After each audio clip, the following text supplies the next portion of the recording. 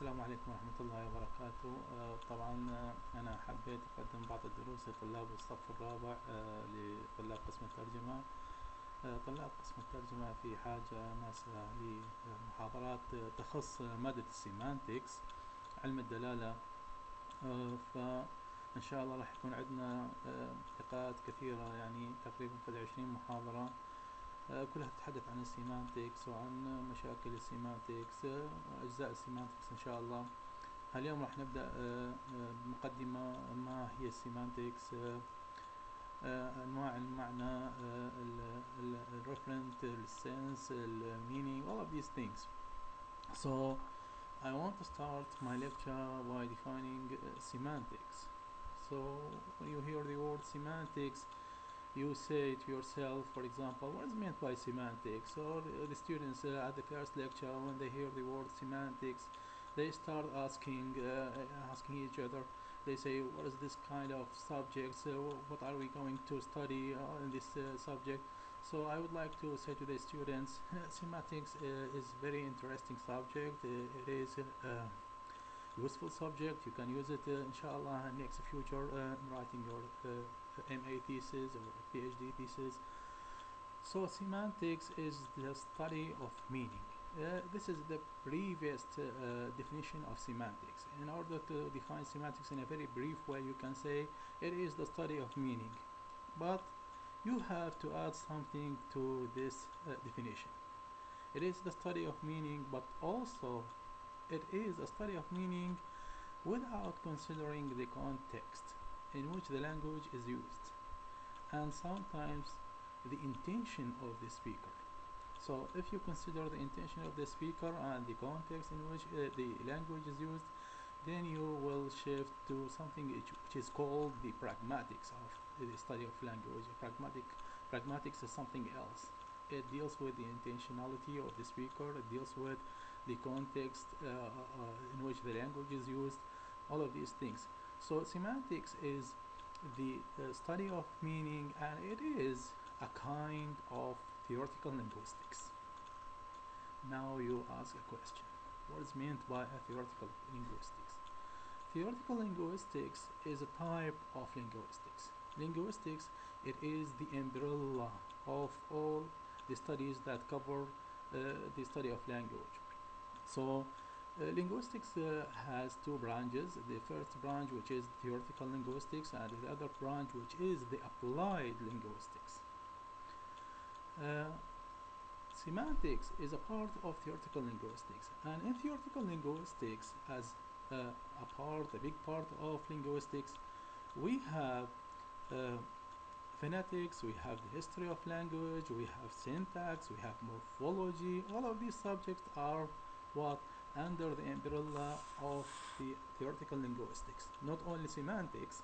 And in under the other part of linguistics, which is the applied linguistics, we have language testing, we have lexicography, we have translation. Translation is a kind of applied linguistics, by the way. And we have psycholinguistics, and we have sociolinguistics. All of these things are under the part which is called the applied linguistics, not the theoretical linguistics. But semantics falls under the theoretical linguistics. In studying semantics, we have to know something which is called the triangle of meaning. The triangle of meaning consists of three parts. The first part is the word, and then we have the referent, then we have the meaning. So if you look at the triangle, you have three angles. Each angle on it a part of these things. We have three items. It is the meaning, it is the word, and then what? The referent. So the referent exists first, then comes the word, then after that comes the meaning. So in every language we have a system of words connected together in order to make a language, and each word, as supposed, has a referent in that language. So I say, for example, I say a book. If I say a book, then I have a referent in the external world, as they say, uh, to refer to the book. So we have abstract concept and concrete concept. The abstract concept is what? The word. And the concrete concept, the referent that refers to the linguistic item, but not always. Sometimes we have the words, but we do not have the reference. And this case happens where? When we have abstract names. For example, if I say hatred, if I say love, these words they do not have reference in reality, but they have sense.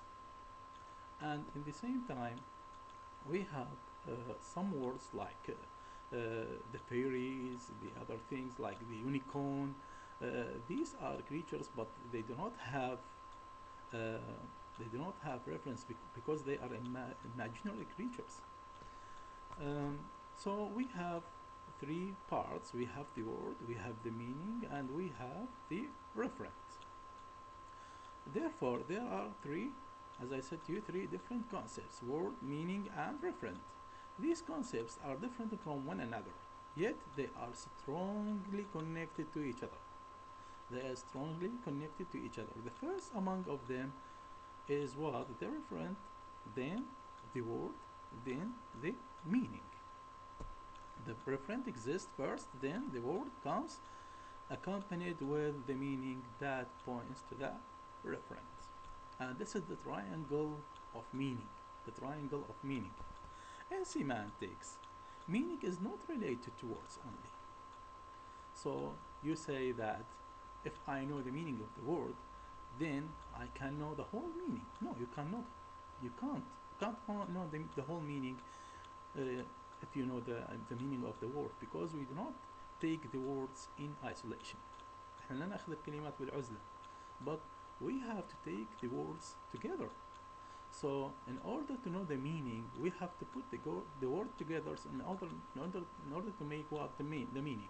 So the meaning of the word is essentially depends on what? It depends on the meaning of neighboring words or the structure. Sometimes a word has a function in isolation, but it has another function if it is in the structure. So the word maybe a subject, maybe an object, maybe an adjective, maybe a verb. So in isolation, but if you put it in a sentence, it has different function. Look, even the function of the word is different if you put it in where? In a sentence. So it functions in another way. Also, the meaning is affected, but highly affected by the context of the neighboring words. So we have to take the meaning of the words, not in isolation, but what? According to their relation to other words. In semantics, as I said to you, meaning is not related to words only, but to sentences as well. So we have sentence meaning and word meaning. In fact, in actual use of language for communication, we do not use words, but we use sentences more often than the isolated words.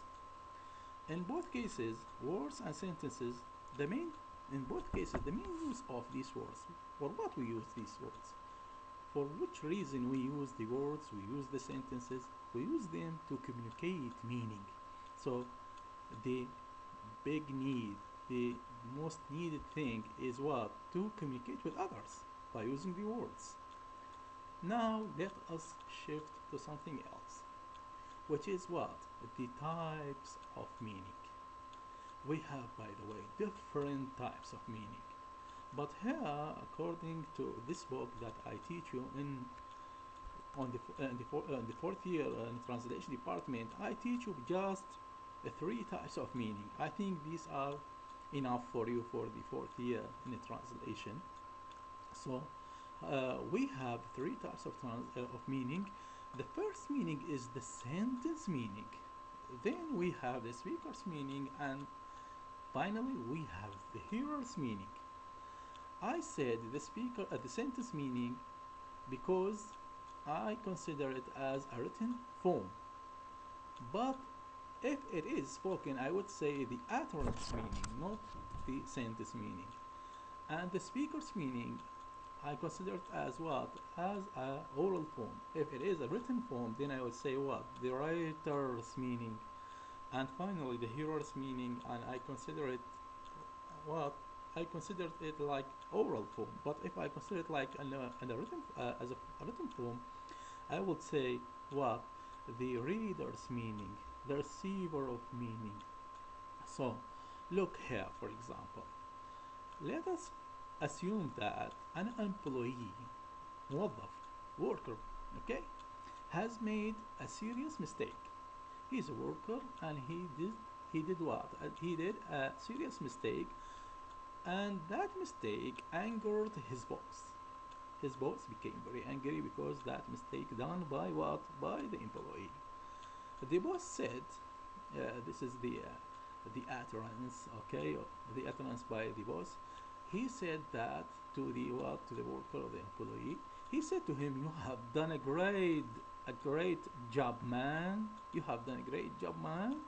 Look here. If I look it as a sentence, if I look at it as a sentence, I cannot have more than one interpretation of it. But if it is said like an utterance, it has many different interpretations according to the intonation, according to the facial expressions, according to everything, even the looks of eyes, the hands movement, and all of these things affect what? The meaning. These are what? The contextual